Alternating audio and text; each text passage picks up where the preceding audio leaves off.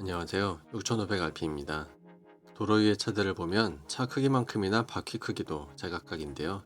얼핏 보기엔 그냥 차가 크면 바퀴도 큰 걸 끼워주는 것 같지만 잘 보면 보통은 비싼 차들일수록 바퀴 크기가 큽니다. 게다가 스포츠카, 특히 슈퍼카들은 차체가 작아도 바퀴는 아주 큰 편이죠. 단순히 큰 바퀴가 멋있으니까 그런 걸까요? 그럴 리가 없겠죠. 바퀴 크기엔 의외로 흥미로운 이야기들이 숨어 있습니다. 바퀴가 크면 좋은 점은 뭐가 있을까요? 멋있는 걸 제외하면 뜻밖에도 큰 바퀴는 승차감에 유리합니다.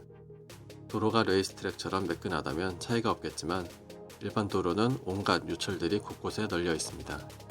연석뿐만 아니라 과속방지턱이나 노면 굴곡, 맨홀, 포트홀, 갈라진 틈, 고소한 흔적, 다리 이음새, 심지어 어디선가 굴러온 돌멩이들까지 요철들이 정말 많죠.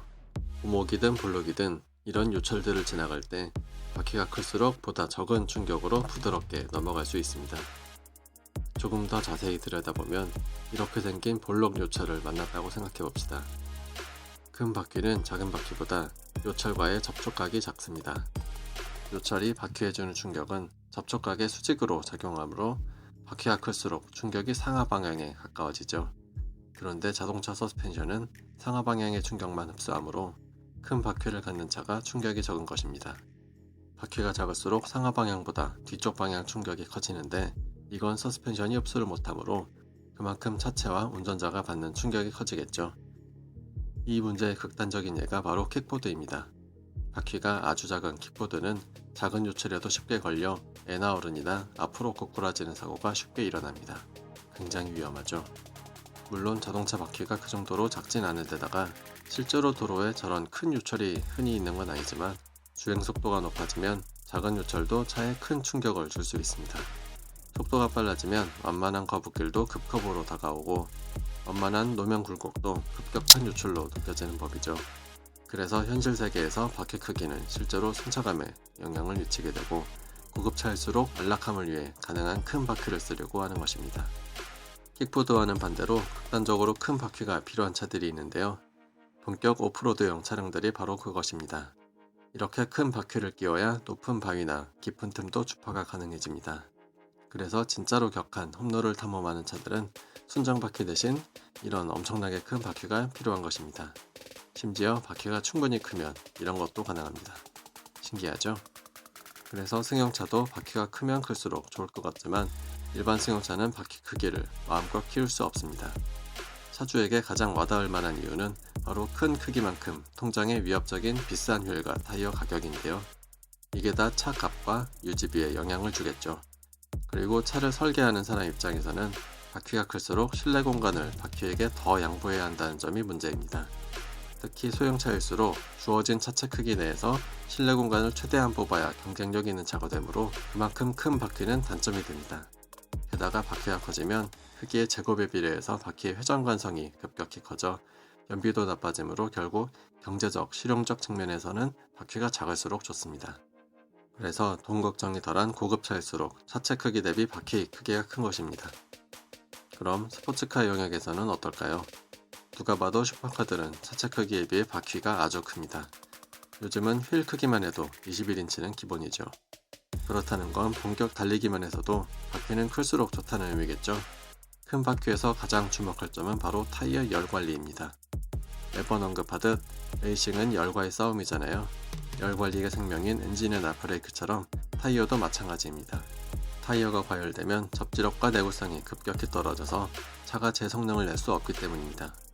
이때 바퀴 크기가 클수록 타이어 연용량이 커질 뿐 아니라 둘레 길이가 길어져 같은 거리를 달려도 타이어가 적게 구르므로 그만큼 타이어 접지면과 도면의 접촉 횟수 자체가 줄어듭니다.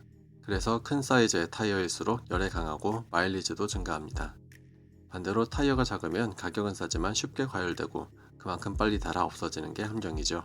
그래서 달리기에 진심인 차일수록 바퀴가 큰 것입니다. 게다가 바퀴가 크면 휠 사이즈도 키울 수 있고 그럼 브레이크도 더 큰 걸 끼울 수 있겠죠. 거대한 브레이크도 결국 지구력인 거 이미 다 알고 계실 겁니다. 반면에 스포츠카 바퀴가 커지면 단점도 생기는데요.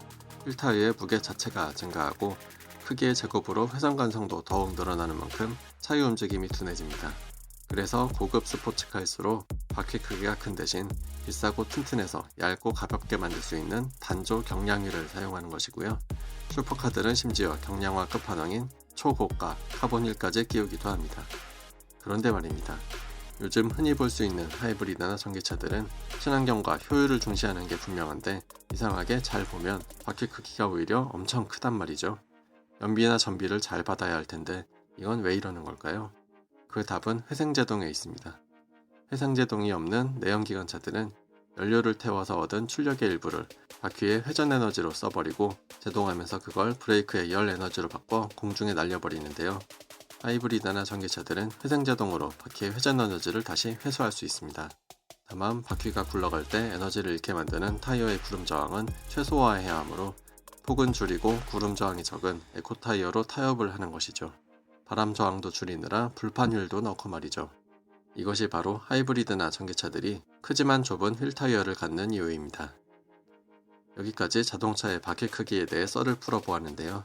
별거 아닌 것 같은 바퀴 크기 하나만 해도 멋, 비용, 열관리, 성능, 공간, 그리고 NVH까지 모두 고려한 설계자들의 수많은 고뇌와 노력이 들어가 있습니다. 그 말은 튜닝으로 무언가를 하나 바꾸면 그만큼 알게 모르게 잃는 것이 많을 수도 있다는 의미이기도 합니다. 실제로 바퀴 크기를 임의로 바꾸었다가 전자장비가 오작동해서 전국적으로 한바탕 급발진 소동이 벌어졌던 사례도 있었습니다. 그래서 저의 튜닝 수칙은 가급적 전자제어 연관된 것은 건들지 말자인데 바꾸더라도 득과 실을 잘 알아보고 바꿔야겠습니다. 이만 산으로 가기 전에 호다닥 끝!